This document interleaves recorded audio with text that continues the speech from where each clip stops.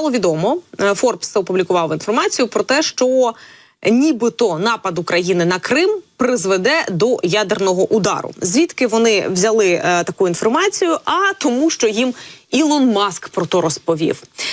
Ну, ніяк не їм, а він офіційному своєму біографу Волтеру Айзексону розповів, що нібито посол Росії в США Анатолій Антонов особисто повідомив йому, Маску, що Москва відповість на напад України на Крим. Ну, це би не був, звісно, напад, це було б повернення Криму додому. Тут трошечки треба розумітися в ось цих гра слів, якою так любить постійно жонглювати Росія. Ну і, власне, чому вони так сказали? Тому що там же ж знаходиться штаб-квартира Чорноморського флота, там, значить, їх найпотужніша зброя, ну і, відповідно, вони її будуть захищати. Що пише Айзексон в своїй книзі? Каже, посол прямо сказав Маску, що напад України на Крим призведе до ядерної відповіді. Але це не про цей напад, який от стався зараз, не про цей удар по Криму, не про цей удар по Джанкойському аеропорту. Це про той самий випадок, коли, пам'ятаєте, розганяли історію в соціальних мережах про те, що Маск відключив Старлінки в момент, коли Збройні сили України, Сили оборони України були готові до того, щоб йти або ж повертати Крим. І вони, в принципі, вже мислили в цьому напрямку, то в цей самий момент Маск зробив все, щоб Старлінки не працювали, щоб морські дрони не могли вразити цілі, ну і щоб інтернетом не була покрита ось ця територія. Відповідно, він зробив все від нього залежне для того, щоб Крим і далі залишався під залізним куполом Росії. Певно, так буде сказати правильно. Крім іншого, Маск також розкрив подробиці ескалації української історії, відповідно, яка, за його словами, може призвести до ядерної війни. І Старлінк буде в цьому частково винен, каже Ілон Маск. Не переживай, Ілон Маск, якщо буде ядерна війна, то точно буде не до тебе з твоїми Старлінками.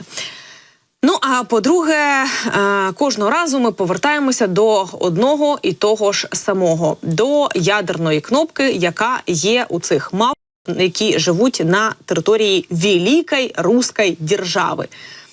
Мені здається, що ця ядерна кнопка, вона, в принципі, стоїть в кожному російському туалеті. Ну, тому що вони так часто про неї згадують, що в мене таке відчуття, нібито вона не одна. Вона є у кожного там, і вони постійно ними лякають світ. Нібито ядерна зброя є тільки на території Росії і більше ніде її немає. Ядерної зброї боятися, з Росією, не давати Росії відсіч. Давайте так перефразуємо відому всім приказку. Буде звучати так, та. Якщо ядерної зброї боятися, не давати відсіч Росії. Вибачте, але нам цю територію охороняти, нам тут жити, нам тут обороняти своїх людей і, відповідно, ростити наступні покоління.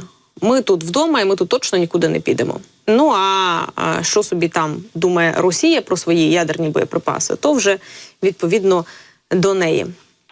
Ну і чому ще й досі немає інформації, знову ж таки, від ГУР стосовно того, що ж там сталося сьогодні в Джанкої, конкретно в Криму, то, певно, знову ж таки, тому що вони були зайняті ще кількома операціями. Справа в тому, що 17 квітня безпілотники ГУР атакували ще й 590-й окремий радіотехнічний вузол військової частини.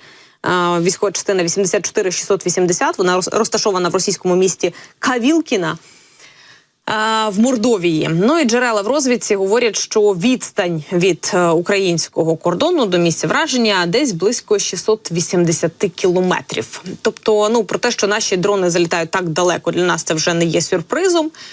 Ми то розуміємо, ми то вже знаємо, чекаємо на їхні польоти на понад 1000 кілометрів, але 680 – це доволі непогано. Тим більше, що ми ж розуміємо, що це 680 кілометрів напряму, якщо ми дивимося, відкриємо карту від точки А до точки Б, РСЗБ, отак от по повітрю 680. Але якщо враховувати моменти, що їм треба облітати засоби ППО, що їм треба все ж таки там ховатись від того, щоб їх не збили, то ми розуміємо, що десь може по їхній траєкторії і не 680, а може всі 1000 і понад 1000 кілометрів бути. Значить, місцеві мешканці сказали, що звуки вибухів було чутно близько 9 ранку.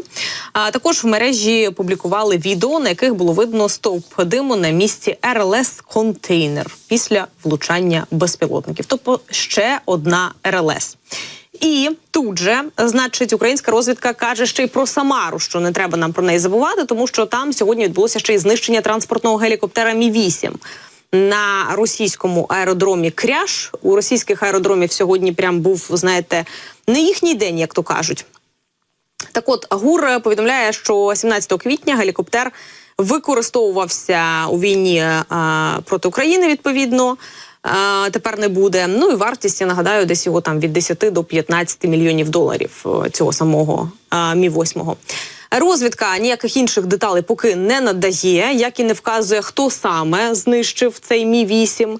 На тому відео, яке вони коротко опублікували, то там можна побачити, що у гелікоптера горіла задня частина цього самого гелікоптера. Тому мінус ще один гелікоптер. Я думаю, що завтра в підсумках, в цифрах Генштабу ми його вже побачимо. Не знаю, чи він знищений цілком і повністю, чи підлягає там ремонту. Тим не менше, його майбутні вильоти, зокрема, до кордонів з Україною, це, знаєте, якось трошечки сповільнить. Так точно.